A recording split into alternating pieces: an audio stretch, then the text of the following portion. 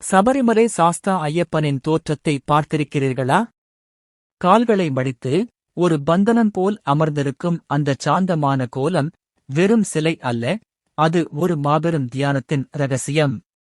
ஐயப்பனின் திருவுருவம் ஞானம், தவம், மனக்கட்டுப்பாடு, பிரம்மச்சரியம் மற்றும் சிவன் விஷ்ணு இணைந்த மாபெரும் சக்தி ஆகிய எல்லாவற்றின் சாராம்சத்தை குறிக்கிறது.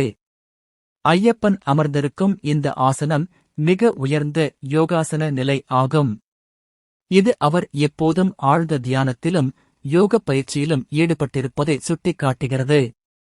அவரது வலது கை வைத்திருக்கும் முத்திரை சின்முத்திரை, ஞான முத்திரை என்று அழைக்கப்படுகிறது. இதில் கட்டை விரலும் ஆள்காட்டி விரலும் இணைந்திருக்கும்.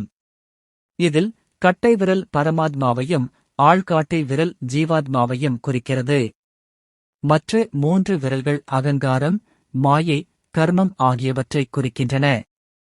இந்த முத்திரை நாம் அகங்காரத்தை கடந்து ஜீவாத்மா பரமாத்மாவுடன் ஒன்றிணைய வேண்டும் என்பதையும், அதுவே ஞானம் பெறுவதற்கான வழி என்பதையும் உணர்த்துகிறது. ஐயப்பனின் இடது கை சாதாரணமாக கீழே சுட்டிக்காட்டுகிறது. இது உலகில் உள்ள பற்றின்மையையும் உலகியல் இன்பங்களில் ஆசை கொள்ளாமையை குறிக்கிறது.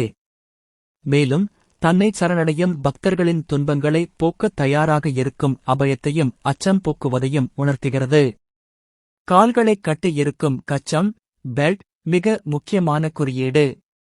இது மனதை அடக்கி அலைபாய விடாமல் விழிப்புணர்வுடன் இருக்கும் தியான நிலையை குறிக்கிறது.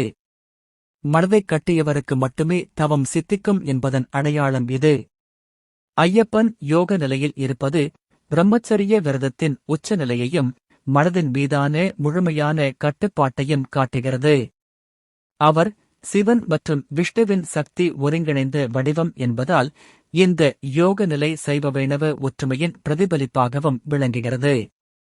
ஆகவே ஐயப்பன் அமர்ந்திருக்கும் இந்த தோற்றம் வெறுமனே ஒரு சிலை அல்ல, அது ஞானம், மனக்கட்டுப்பாடு மற்றும் பக்தர்களுக்கு அபயம் அளிக்கும் ஒரு மாபெரும் யோகியின் வடிவம்.